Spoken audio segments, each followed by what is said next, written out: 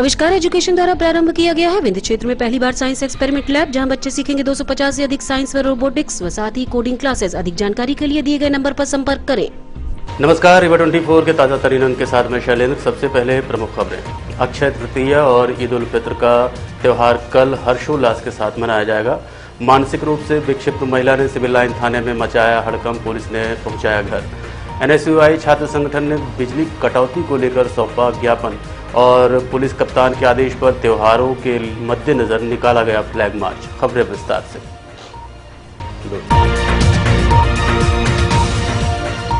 अक्षय तृतीया का फल अक्षय यानी कि कभी न मिटने वाला होता है। अक्षय तृतीया पर दान पुण्य का भी अत्यंत महत्व है। इस दिन किए गए दान का कई गुना फल प्राप्त होता है। इस बार अक्षय तृतीया 3 मई 2022 को मनाई जाएगी। मान्यता के अनुसार अक्षय तृतीया पर कोई भी शुभ कार्य किया जा सकता है। सनातन धर्म में अक्षय तृतीया का महत्व बहुत ज़्यादा है। इस तिथि के लिए किसी अच्छे मुहूर्त की आवश्यकता नहीं होती। इस साल अक्षय तृतीया 3 मई को है। अक्षय तृतीया अपने नाम के अनुरूप ही फल प्रदान करने वाली तिथि है। ये हर साल वैशाख माह के शुक्ल पक्ष की तृतीया तिथि पर मनाई जाती है।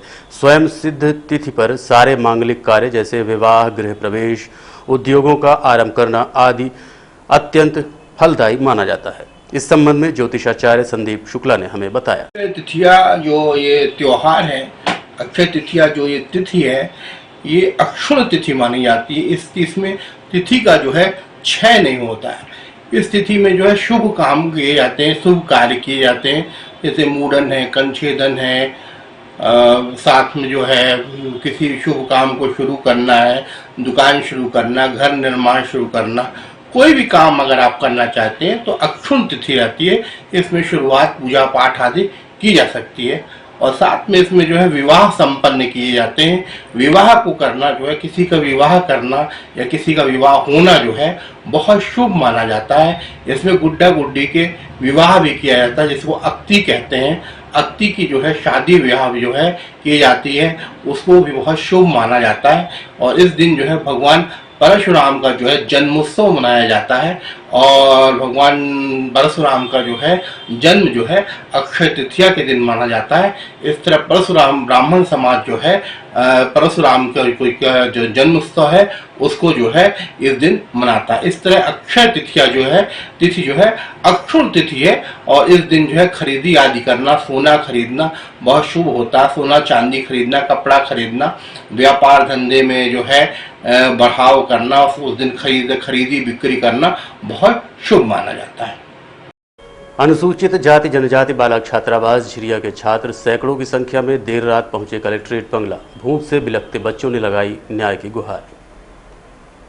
छात्रों ने पत्रकारों से बताया कि शासन के नियमानुसार वर्ष में 10 माह तक भोजन चालू होता है, परंतु हमारे छात्रावास में भोजन 6 से 8 माह तक ही चालू रहता है। हमारे छात्रावास में प्रवेश लिस्ट नवंबर में निकाली गई तो उसके अनुसार आज तक के समय में मात्र 5 महीने का ही भोजन मिला है, जबकि शासन के नियमानुसार 10 महीने भोजन मिलता है, तो 5 महीने तक ही क्यों दिया जा रहा है। अतः श्रीमान से अनुरोध है कि कम से कम 10 महीने तो भोजन दिलवाने की कृपा करें। जबकि छात्रावास के सभी छात्र महाविद्यालय के छात्र हैं, जिनकी वार्षिक या सेमेस्टर परीक्षा मई जून में रहती है। ऐसे में अब छात्र पढ़ें या अपने लिए भोजन बनाएं, जिसकी वजह से छात्रों का भविष्य अंधकारमय होता दिखाई दे रहा है। क्या नाम है आपका? मेरा नाम अमर सिंह चौधरी है। ये आज छात्र लोग आए हैं, कई सारे लोग जी। क्या मामला है? सर, हम लोग माननीय कलेक्टर जी से मांग करने आए हैं। इसके पहले हम लोग ने कलेक्ट्रेट ऑफिस में सूचित कर दिया था। इसके बाद हम लोग को ये कदम उठाना पड़ा बहुत सोच समझ करके कि हमारे हॉस्टल में एक तो बिना सूचित करे खाना बंद कर दिया गया है। शासन के नियमानुसार 10 महीने देते हैं, लेकिन हमारे हॉस्टल में जितने भी हैं पोस्ट मैट्रिक, उनमें कभी लिस्ट नवंबर में तो कभी जनवरी के लगभग निकाली जाती है, लेकिन खास करके जुलाई से लिस्ट निकाल देनी चाहिए। जो भी नवीनीकरण छात्र थे जुलाई से खाना चालू हो जाता है, लेकिन आज तक ऐसा नहीं हुआ। नवंबर में, दिसंबर में, जनवरी में ऐसे लिस्ट निकाली जाती है और इधर अप्रैल के जैसे ही 30 अप्रैल हुआ, मतलब एक दिन भी खाना एक्स्ट्रा नहीं बनाते। तो सारे लड़के सुबह से मात्र दाल चावल खाए हैं। यहाँ तक अधीक्षक ने इसके अलावा सब्जी तक नहीं बनवाई कि रोटी बनवा दे, ओनली दाल चावल। बाकी सुबह से लड़के सारे भूखे हैं। अभी उसी के लिए मांग करने आए हैं कि हम लोग को मैस चालू किया जाए। हमको 10 महीने मैस चाहिए। अगर हमारा 10 महीने हैं तो कलेक्ट्रेट वहाँ से निकलता है, कलेक्टर ऑफिस से, आदिम जाति कल्याण विभाग से, तो हमें 5 महीने खाना क्यों दिया जाता है? इसके पहले आपने शिकायत कहाँ पर की? इसके पहले कलेक्ट्रेट ऑफिस में की थी, ट्राइबल विभाग में? ट्राइबल विभाग में। वहाँ से बोला भी गया था बाई फोन, सर थे नहीं, डीओ सर थे नहीं, बाई फोन बोले थे कि चालू हो जाएगा मेस, आप टेंशन मत लीजिए, जितने दिन पेपर चलेंगे आपको चालू रहेगा। कौन से हॉस्टल के छात्र हैं सब?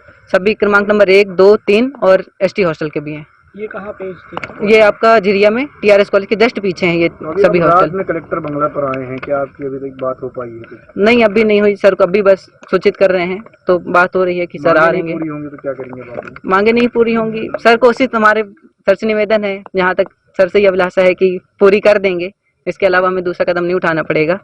क्या नाम है आपका? मेरा नाम अमर सिंह चौधरी है। ये सभी हमारे हॉस्टल के छात्र। कल 3 मई को पूरे हर्षोल्लास के साथ ईद उल फितर का त्यौहार मनाया जाएगा। आज 30 रमजान है, कल यानी 3 मई को ईद उल फितर यानी ईद मनाई जाएगी। पिछले 2 साल से भीड़ भाड़ पर रोक होने के कारण उत्साह के साथ आयोजन नहीं किया जा सका, किंतु इस साल पूरे उत्साह के साथ ईद मनाई जा रही है। शहर काजी ने बताया कि सुबह 8 बजे नमाज अदा की जाएगी। सारी तैयारियां पूरी हो चुकी हैं। नमाज के बाद मुस्लिम भाई अपने घरों से निकलेंगे और सभी धर्म के लोगों के साथ गले मिलकर सेवइयां खिलाकर ईद मनाएंगे। इस संबंध में शहर काजी ने और क्या कहा, आप सुनिए। बिस्मिल्लाहिर्रहमानिर्रहीम। सबसे पहले मैं अपनी तरफ से अपने मुल्क में रहने वाले तमाम वासियों को ईद की मुबारकबाद पेश करता हूं।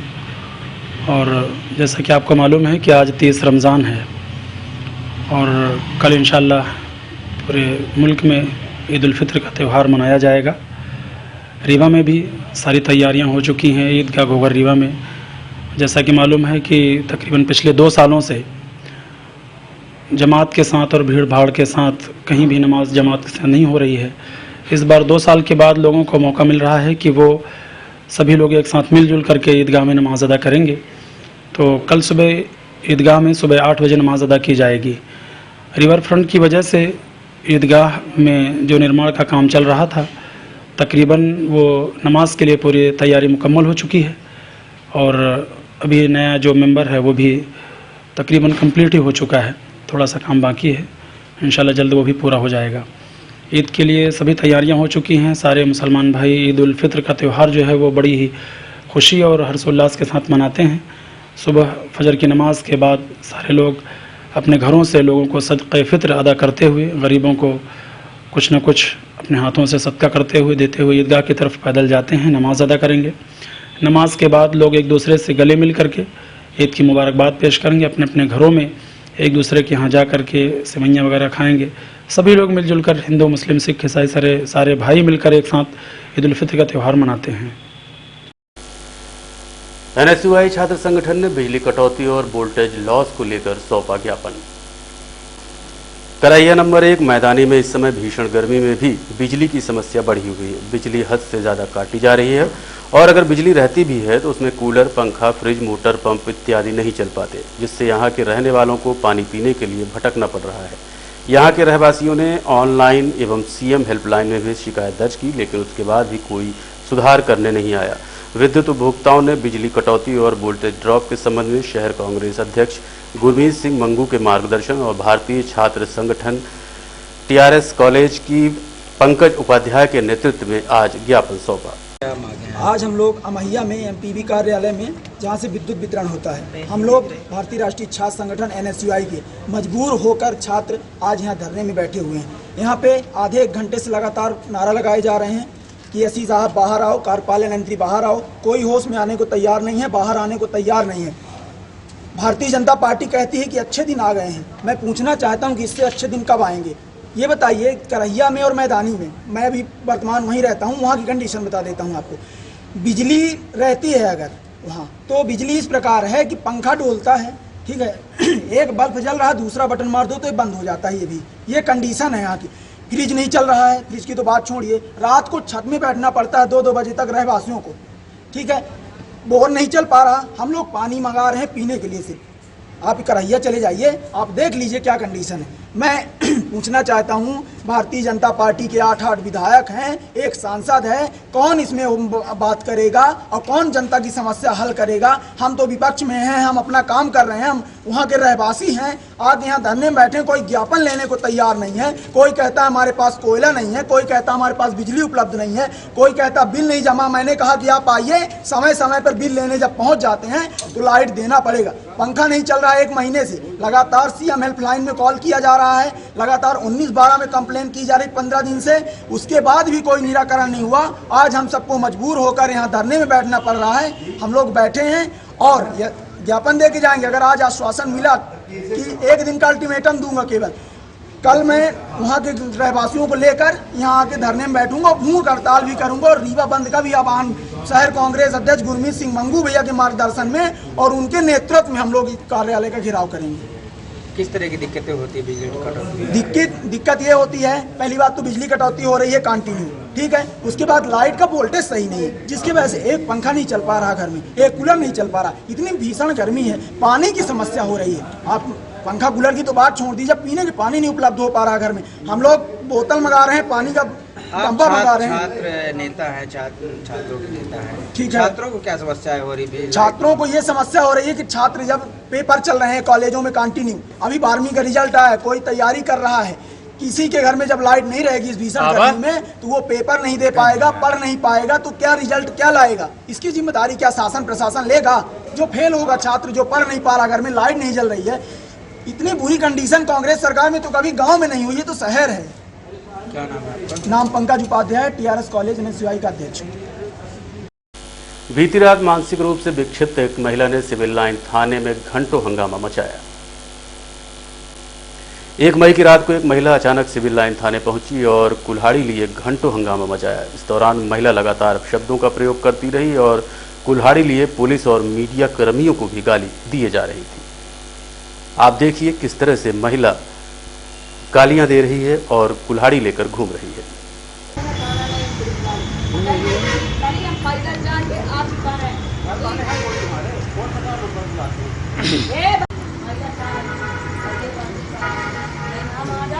है मेरे को मारी है, मेरे हाथ में इतना खून चला है कि वो तो सूखा गया। उसका नाम क्या है जो मार? दोबारा फोन मत लगाना, अंदर आओ गेट के, मैं स्वयं आती हूँ। रख दो सीधे, जाओ हो कलेक्टर हो, हमारे यहाँ के नीचे है, तुच्छ आदमी के नीचे है, हमार नौकर है।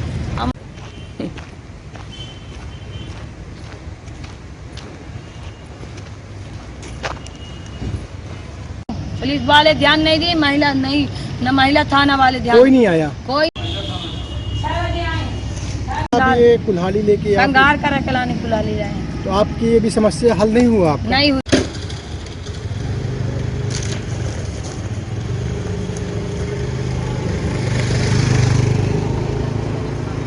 इस संबंध में हमने एडिशनल एसपी शिव कुमार वर्मा से बात की तो उन्होंने बताया कि महिला मानसिक रूप से विक्षिप्त बताई जा रही है, उसे उसके घर सुरक्षित भेज दिया गया है और घर वालों को समझाइश दे दी गई है। हाँ, ये घटनाक्रम हुआ है सिविल लाइन थाने में। कल एक महिला थी जो आई थी, वहाँ पर कुल्हाड़ी लेके आई थी और अपनी कुछ शिकायत बता रही थी। जब थाना प्रभारी के द्वारा मामले की पूरी तस्दीक की गई, महिला अधिकारियों को बुला के पूछताछ की गई, जानकारी ली गई, तो निकल के आया उसमें कि महिला थोड़ा सा मानसिक रूप से कमज़ोर है और उस कारण से परिजनों को बुला के समझाइश देकर उसको छोड़ दिया गया है। तो उसका आरोप है कि पड़ोसी द्वारा उसको परेशान किया जा रहा था। हाँ, वो सब तस्दीक कर ली है तथ्यों की और उसके बाद जानकारी जो लगी है उसके आधार पर उसको आवश्यक समझाइश दे दी है और कोई और तथ्य निकल के आएगा तो उसमें वैधानिक कार्रवाई की जाएगी। देखते रहिए रीवा 24 न्यूज़। मिलते हैं छोटे से ब्रेक के बाद। इंडियन ऑयल लाया CNG का धमाका, कीमत भी कम, माइलेज भी ज्यादा। CNG अब आपके शहर रीवा में उपलब्ध। CNG अपनाएं और 1.5 गुना तक की बचत पाएं। जी हाँ, अब आप अपने पुराने वाहनों में CNG किट लगवा सकते हैं। हमारे संचालित पंप है न्यू रीवा आरो, न्यू बस स्टैंड के पास, Gupta auto service, railway station से 5 किलोमीटर की दूरी पर, Nirmal auto service Mangawa, Shri petroleum Padra, Chirhulanath station Guru road Rewa. वर्षों से फरार वारंटियों के घर सुबह 4 बजे पुलिस ने दी दबिश, आधा सैकड़ा वारंटी चढ़े पुलिस के हत्थे। फरार वारंटियों की धरपकड़ के लिए पुलिस ने विशेष अभियान चलाया है और इस अभियान में 1 सैकड़ा वारंटियों की धरपकड़ की गई है। इसमें उन स्थानों को चिन्हित किया गया था जिसमें सबसे ज्यादा वारंटी। पुलिस अधीक्षक के निर्देश पर विशेष अभियान चलाया गया। इस अभियान में सिटी कोतवाली, सिविल लाइन, मनगवा, मऊगंज सहित अन्य थानों को लक्षित किया गया था जहां सबसे ज्यादा स्थायी वारंटी फरार हैं। इनकी धरपकड़ के लिए एसपी ने सभी थानों को अतिरिक्त वाहन व बल के साथ देहात के थाना प्रभारियों की ड्यूटी भी लगाई थी। तड़के 3 बजे एसपी नवनीत भसीन सभी फोर्स को बुलवाकर उनको सभी फोटो को टारगेट देकर रवाना किया। पुलिस ने वारंटियों की धरपकड़ में सुबह 4 बजे उनके घरों में दस्तक दी। करीब 1 सैकड़ा से अधिक वारंटी पकड़े गए हैं और उनके खिलाफ दर्ज मामलों की सुनवाई भी न्यायालय में नहीं हो पा रही थी। करीब 2 दर्जन से अधिक वारंटियों को पकड़ लिया गया है। सबसे ज्यादा शहरी थानों में मामले लंबित हैं। इसमें शहर के सभी थाना प्रभारियों को इकट्ठा किया गया, साथ ही साथ पुलिस लाइन से बल भी इकट्ठा किया गया। इसके अलावा देहात के जो थाना हैं जहां पर वारंटी कम थे उन थाना प्रभारियों को भी बुलाया गया और शहर के थानों को उस पर टीम के रूप में दिया गया। 4-4, 3-3 अधिकारियों की टीम बनाई गई। फोर्स के साथ टीमों को भेजा गया। कम से कम टीमें सुबह 3 बजे 4 बजे निकलने के बाद फिर एक बार वापस आई, फिर दोबारा गई, फिर वापस आई। इस तरह से 3-4 राउंड सभी टीमों ने लगाए। इसके साथ साथ शहर के अलावा मनगवा और मऊगंज क्षेत्र में भी इसी तरह से टीमें बनाकर जिसमें भी देहात क्षेत्र के थाना प्रभारियों को इकट्ठा किया गया था और उसके बाद फिर टीमों को वारंटियों की पतासाजी, तलाश और गिरफ्तारी के लिए भेजा गया था। इस अभियान में 100 से अधिक वारंटी पकड़े गए हैं और पुलिस को काफ़ी सफलता मिली है। साथ ही साथ इसमें जो वारंटी है उनके मन में भय भी आया है, तो बहुत सारे वारंटी अभी अपने आप को न्यायालय में सरेंडर करने के लिए भी तैयार हो गए हैं, ऐसा जानकारी में लग रहा है लोगों। सीबीएसई कक्षा 12वीं की परीक्षाएं 26 अप्रैल से आरंभ हो चुकी हैं। आज हिंदी का पेपर संपन्न हुआ। CBSE exam controller Dinesh Kumar Pathak ने बताया कि जिले में कुल 7 केंद्र बनाए गए हैं जिसमें 4 शहरी तथा 3 ग्रामीण अंचल में केंद्र बनवाए गए हैं। बता दें कि जिले में 10वीं कक्षा के 2424 छात्र हैं तथा 12वीं कक्षा के 1089 छात्र परीक्षा में शामिल हो रहे हैं। दरअसल पिछले साल सीबीएसई ने घोषणा की थी कि 2022 के लिए बोर्ड परीक्षा 2 चरणों में आयोजित की जाएगी। गौरतलब है कि टर्म 1 की परीक्षा पहले ही आयोजित की जा चुकी है और टर्म 2 में सीबीएसई का 50-50% सिलेबस कवर किया गया है। प्रश्न पत्र हल करने के लिए छात्रों को 2 घंटे का वक्त दिया गया। कोरोना महामारी की वजह से स्कूलों के बंद रहने के बाद से पढ़ाई का काफ़ी नुकसान हुआ था, जिसे देखते हुए 10वीं और 12वीं दोनों की कक्षाओं में लगभग सभी विषयों के 2 परीक्षाओं के बीच पर्याप्त समय का अंतर रखा गया था। परीक्षाएं कोविड-19 दिशा निर्देशों को ध्यान में रखते हुए आयोजित की जा रही हैं। व्यवस्थाएं तो सीबीएसई एग्जाम में बिल्कुल बहुत ही उम्दी क्लास की हैं और कोविड के जो एसओपी बनाए गए हैं, स्टैंडर्ड ऑपरेटिंग प्रोसीजर, उसको हम लोग स्ट्रिक्टली फॉलो कर रहे हैं। अभी भी एक सामान्य कक्ष में हम लोग 18 बच्चों को बैठाया है और बच्चों के बीच में प्रॉपर डिस्टेंस है, गैप है और एक रूम में 2 इन्विजिलेटर, 2 वीक्षक अपनी ड्यूटी कर रहे हैं। सर, और ये नकल के कोई प्रकरण नहीं, नकल का सीबीएसई में अभी तक तो कोई प्रकरण नहीं बना। मैं पिछले कई सालों से एग्जाम देख रहा हूँ। कितने सेंटर बनाए गए हैं? रीवा जिले में कुल 7 सेंटर बनाए गए हैं परीक्षा के लिए, जिसमें रीवा शहर में 4 सेंटर हैं। सेंट्रल एकेडमी स्कूल, केंद्रीय विद्यालय, सेक्रेड हार्ट और ज्योति सीनियर सेकेंडरी स्कूल। 3 सेंटर शहर के बाहर बनाए गए हैं। एक जवाहर नवोदय विद्यालय सिरमौर, उन्हीं के बच्चों के लिए वहाँ केंद्राध्यक्ष बाहर से नियुक्त किए गए हैं और 2 सेंटर यहाँ दूरस्थ अंचल में, एक सुहागी पब्लिक स्कूल सुहागी में है और एक चाकघाट में सेंट्रल पब्लिक स्कूल। इस प्रकार से टोटल 7 सेंटर पूरे ज़िले में बनाए गए हैं। 3 सेंटर में जो सेंटर नवोदय विद्यालय और सुहागी पब्लिक स्कूल और सेंट्रल पब्लिक स्कूल है, वहाँ पर केंद्राध्यक्ष दूसरे स्कूलों से लिए गए हैं। बाकी शहर के 4 सेंटर में चूँकि उनके अपने बच्चे वहाँ पर परीक्षार्थी नहीं हैं अपने खुद के स्कूल में, इसलिए प्रिंसिपल को ही उस विद्यालय सेंटर में केंद्राध्यक्ष बनाया गया है। तो जिले से कुल कितने बच्चे बैठे हैं सीबीएसई के? जिले में कुल इसमें 10वीं क्लास में लगभग 2424 बच्चे बैठ रहे हैं, लगभग क्या एग्जैक्टली 2424, और 12वीं क्लास में 1789 बच्चे बैठ रहे हैं। अब यह बात अलग है कि इसमें 2-4 बच्चे एब्सेंट हो जाएं किसी कारणवश, वो अलग है। कब से कब तक चल रहे हैं? ये परीक्षाएं 26 अप्रैल से शुरू हुई, प्रारंभ हुई हैं और रीवा में जो जानकारी प्राप्त हुई है विभिन्न सेंटरों में वो 15 जून तक परीक्षाएं हैं। ठीक था आज तो अच्छा गया, पेपर ठीक आया था। कौन सी क्लास के छात्र? 12th में था। क्या नाम? अरुणिम समदरिया।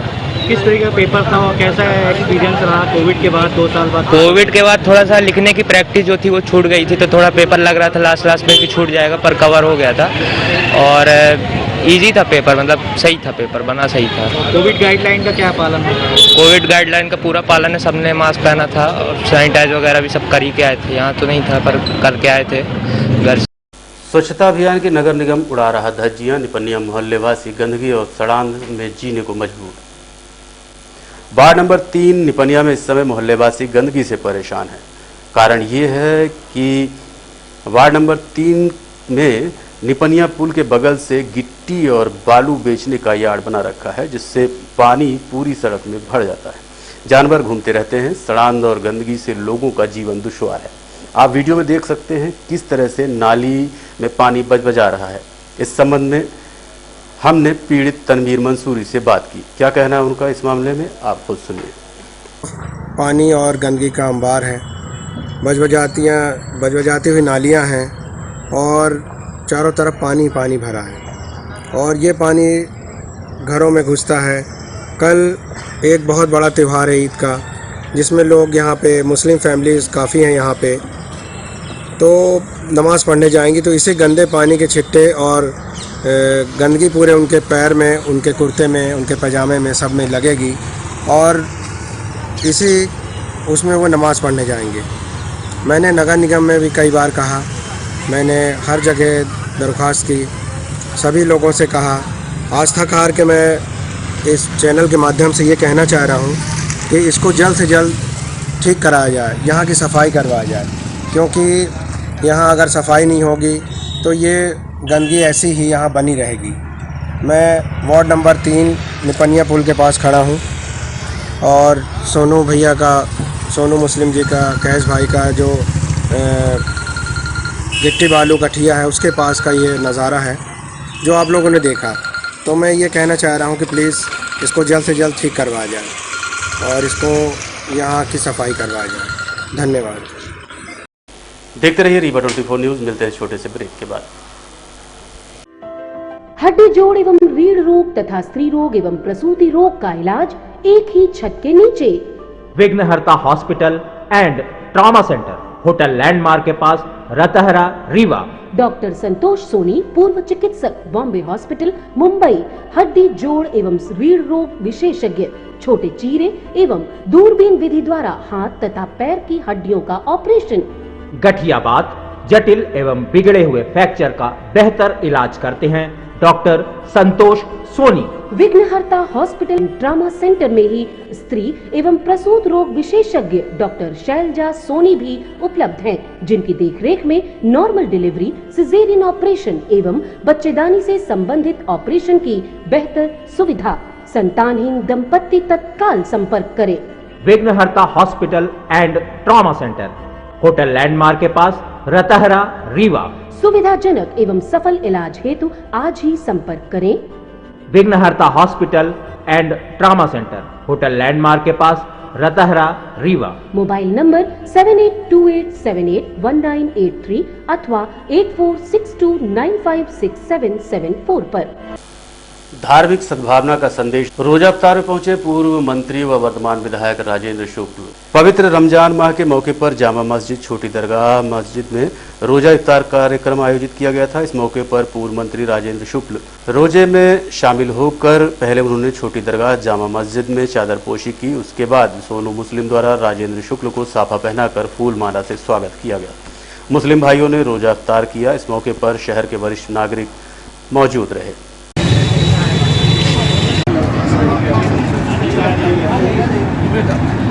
रीवा एसपी के आदेश पर त्योहारों को मद्देनजर रखते हुए कंट्रोल रूम से निकाला गया फ्लैग मार्च।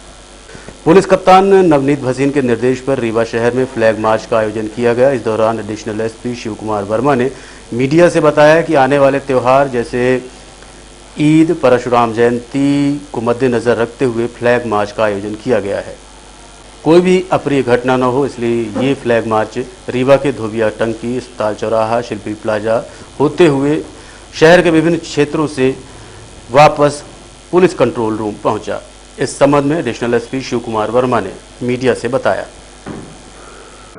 ये जैसा कि आप जानते हैं कि आने वाले जो त्यौहार हैं, जिसमें ईद का त्यौहार बहुत बड़ा त्यौहार है, साथ ही साथ परशुराम जयंती का त्यौहार भी जिसमें चल समारोह का निकलना तय हुआ है। इसी तरह तारतम्य में ध्यान में रखते हुए हमारे पुलिस कप्तान के द्वारा आज ये फ्लैग मार्च निकाला गया शहर में। फ्लैग मार्च में करीब 100 से 125 के आसपास का बल था। साथ ही साथ 20 से 25 वाहन थे, इसमें वज्र वाहन, सभी तरह के CCTV कैमरे वाले वाहन और शहर के सारे थाना प्रभारी, सारे राजपत्र अधिकारी उसमें मौजूद थे। शहर में जो रूट था फ्लैग मार्च का, वो कंट्रोल रूम में फाइनल होने के बाद मार्तंतराय होकर रसिया मोहल्ले से शिल्पी प्लाजा पहुंचा, शिल्पी प्लाजा से प्रकाश चौराहे होते हुए अस्पताल चौराहे से धोबिया टंकी पहुंचा और धोबिया टंकी के बाद कोतवाली क्षेत्र में, जहां संवेदनशील क्षेत्र है, खासतौर से जहां दोनों समुदाय की मिक्स पॉपुलेशन है, वहां की गलियों में पैदल भ्रमण कराया गया। उसके बाद फिर सोनी बिल्डिंग के पास से ये जो फ्लैग मार्च थे फिर वाहनों पर आ गया और वाहनों के माध्यम से फिर विश्वविद्यालय थाना क्षेत्र का एरिया कवर किया गया, जिसमें नीम चौराहे से लेकर यूनिवर्सिटी के राह से होते हुए सिरमौर चौक और वापस सिरमौर चौक से फिर अपना समांतर राह होते हुए बाणसागर कॉलोनी से PTS बिछिया तकिया का एरिया कवर करते हुए फ्लैग मार्च वापस अभी पहुंच रहा है। हाँ, निश्चित रूप से फ्लैग मार्च में भी आज वो ड्रोन का इस्तेमाल किया गया है कि फ्लैग मार्च जिस रास्ते से जा रहा है वो आने वाले त्योहारों का प्रमुख क्षेत्र है, तो ड्रोन से भी उस फ्लैग मार्च की भी कवरेज की गई। साथ ही साथ उद्देश्य है कि त्यौहार के दिन ड्रोन से ये निगरानी रखी जाएगी, जिससे जनता में सुरक्षा की भावना बनी रहे और जो असामाजिक तत्व हैं उनमें भय का वातावरण में रहे, जिससे वो किसी तरह की कोई बदमाशी न कर सके। धन्यवाद। आज की खबरों में इतना ही। देखते रहिए रीवा 24 न्यूज़। नमस्कार।